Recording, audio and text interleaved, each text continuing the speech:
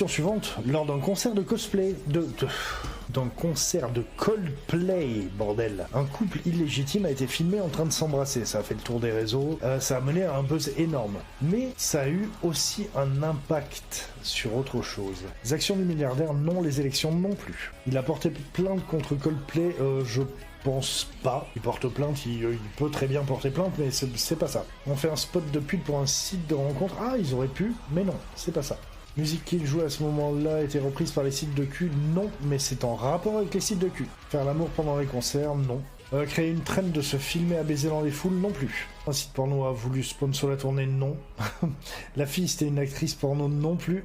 Non, s'en servir du même pour faire une pub non plus. Rien à voir avec Coldplay d'ailleurs. C'est juste que c'est arrivé sur un truc de Coldplay et du coup ça a été relayé des millions et des millions de fois. Donc c'est juste pour ça. Mais sinon ça n'a rien à voir avec Coldplay, donc le groupe ne s'est pas renommé Hotplay du tout. On fait un logo dans leur site avec la position des deux personnes, non. Ça concerne combien de sites de cul? Je pense que ça concerne plus ou moins tous. Ils ont revu leur politique de ce qui était permis sur leur site. Non.